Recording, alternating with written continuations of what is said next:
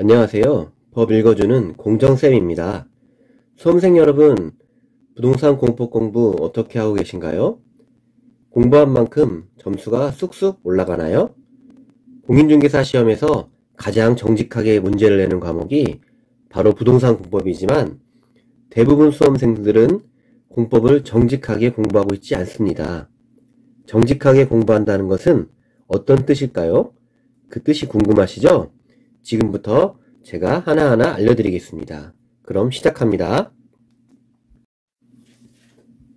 자, 그럼 부동산 공법 시험은 그동안 어떻게 시험에 나왔었는지 기출문제를 통해서 알아보는 시간을 먼저 갖도록 하겠습니다.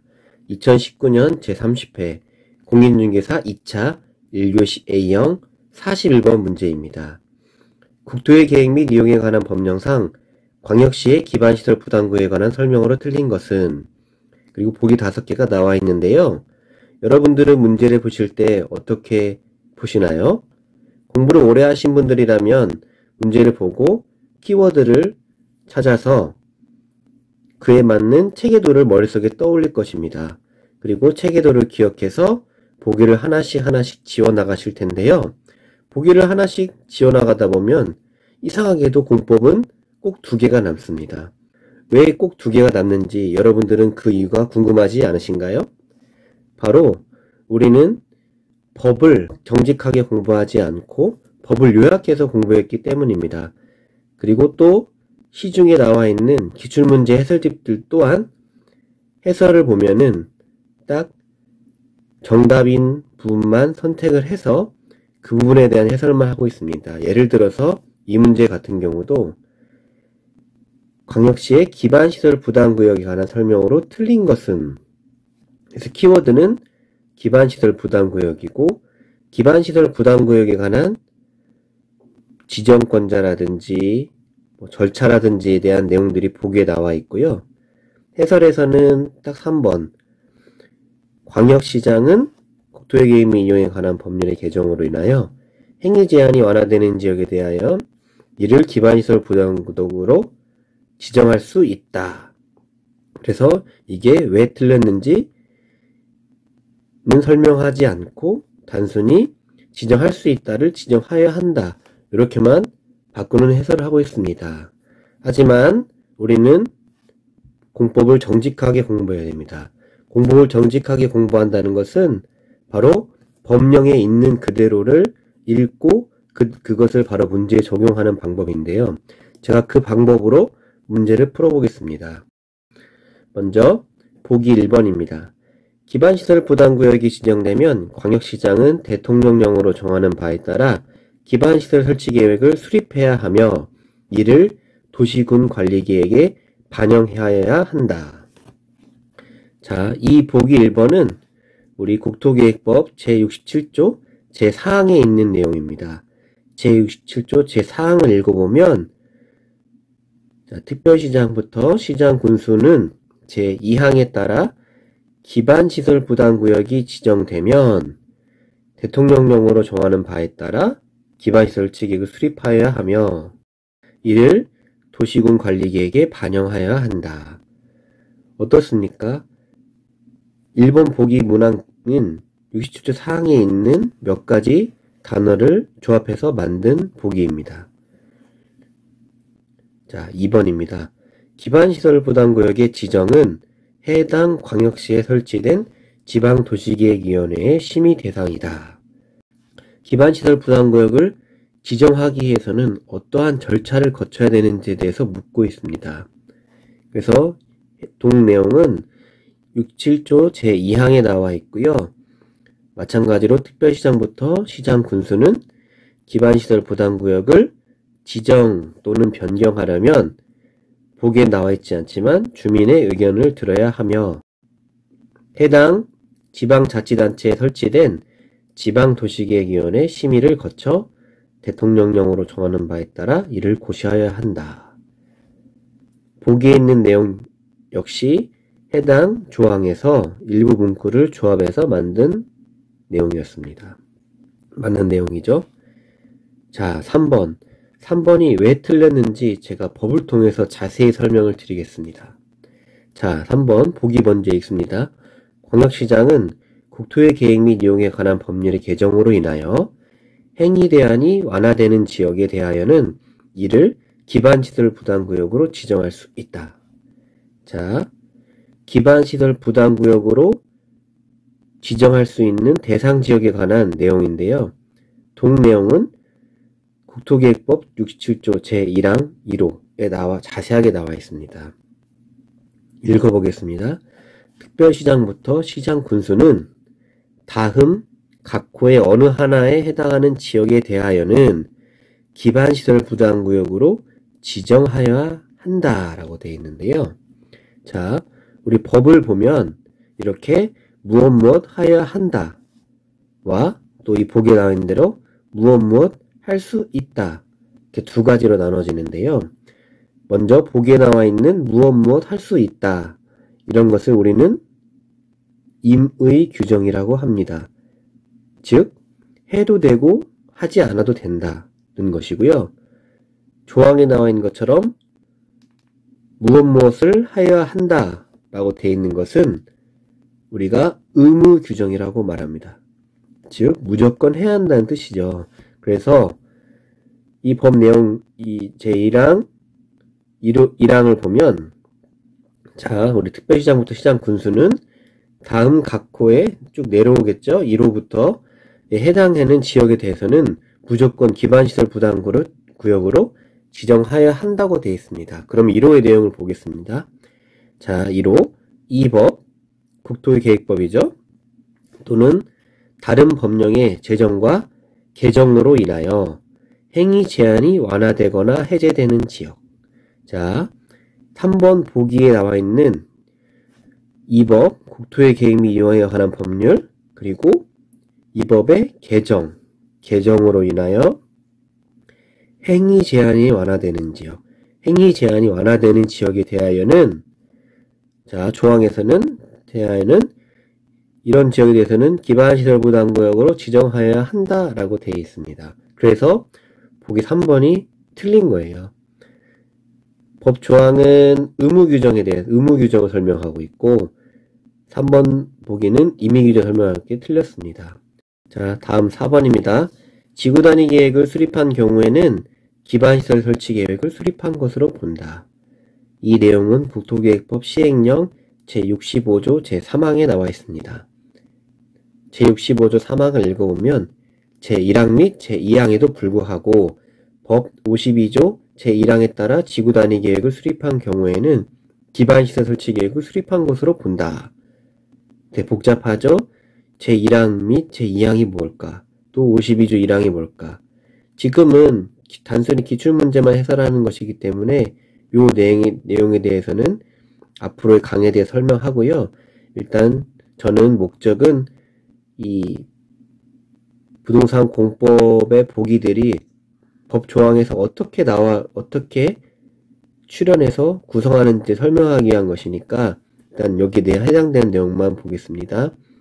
자, 여기도 마찬가지로 법 조항에 있는 조문들을 그대로 인용해서 보기를 만든 것으로 볼 수 있습니다. 4번도 맞는 설명이었고요. 자, 다음 5번. 기반시설 부담구역의 지정 고시일로부터 1년이 되는 날까지 광역시장이 기반시설 설치 계획을 수립하지 아니하면 그 1년이 되는 다음 날에 기반시설 부담구역의 지정은 해제된 것으로 본다. 이 보기는 바로 국토계획법 시행령 제65조 제4항에 있는 내용을 그대로 담았습니다. 문구 하나 틀리지 않았죠? 여러분들께서 제가 하는 말이 아직 믿기 어려우실까봐 제가 한 문제를 더 준비했습니다. 자, 이 문제는 2019년 제30회 공인중개사 2차 1교시 A형 42번 문제입니다. 먼저 문제입니다. 국토의 계획 및 이용에 관한 법령상 주민이 도시군 관리계획의 위반을 제한하는 경우에 관한 설명으로 틀린 것은, 자, 도시군 관리계획의 위반 절차에 대한 설명이고 또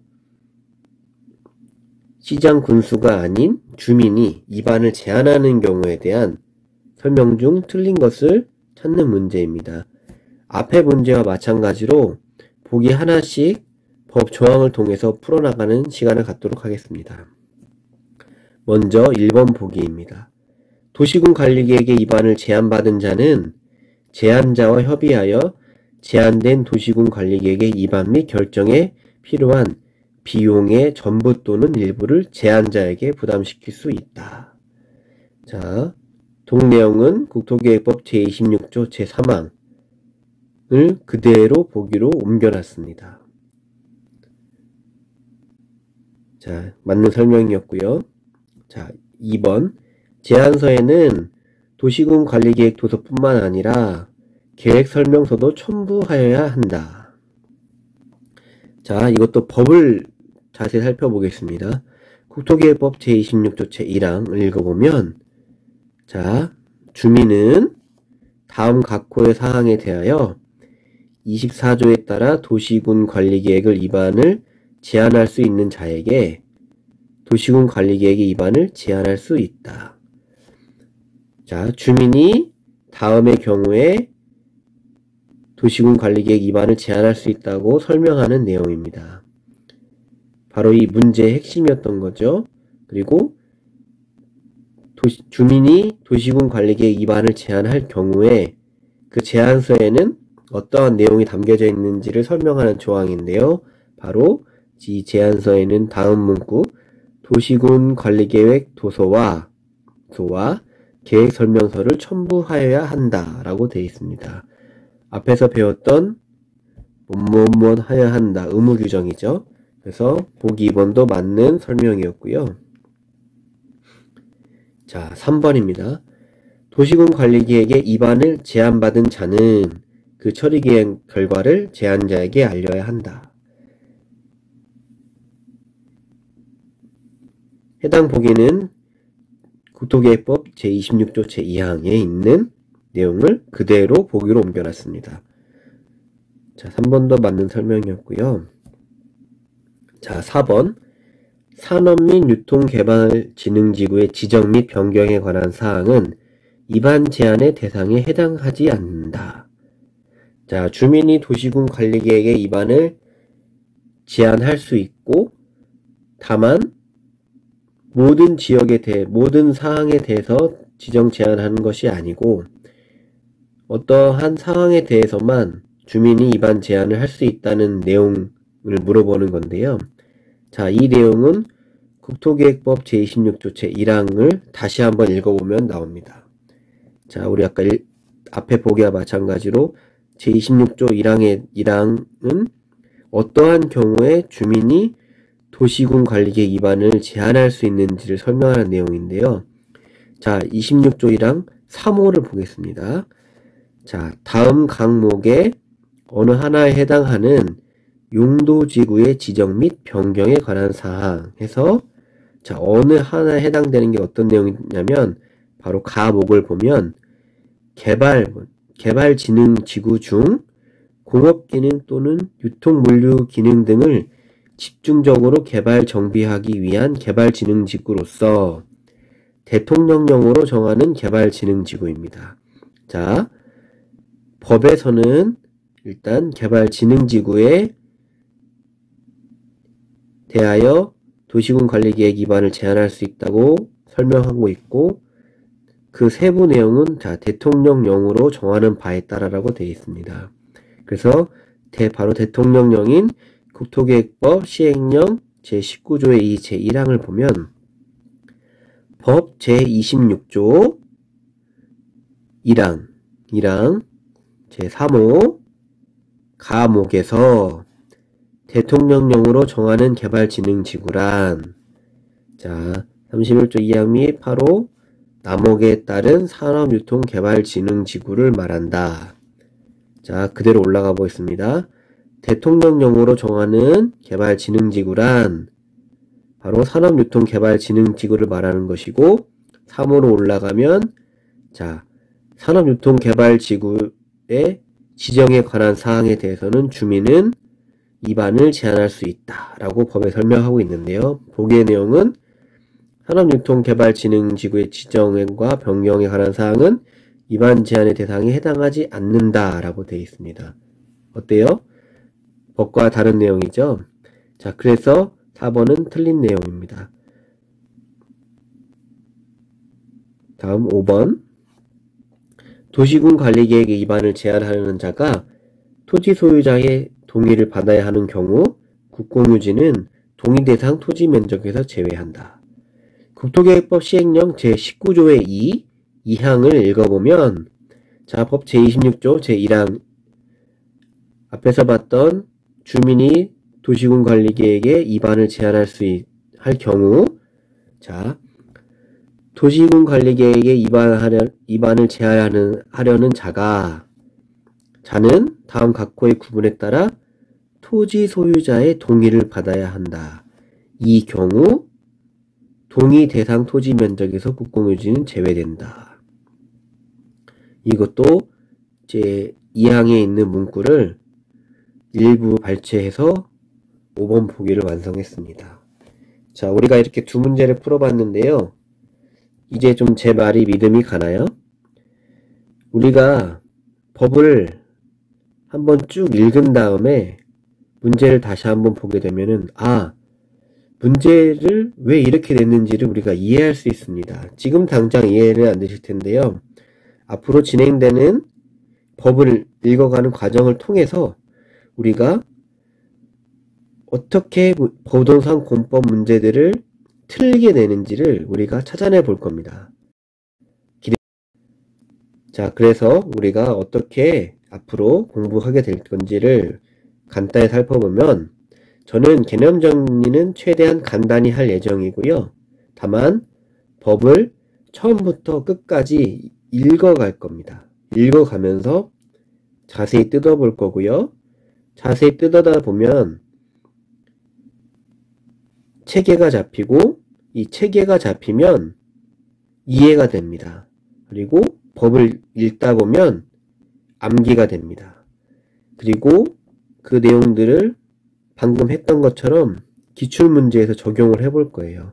그러면 여러분들께서 그동안 시중에 나와 있는 교재에서 문제를 해설하는 것과 또 학원에 내로라 하는 강사님들께서 이 문제를 해설하는 방식이 제가 여러분들께 알려드리는 방식과 어떠한 차이가 있는지를 여러분들께서 직접 깨달을 겁니다.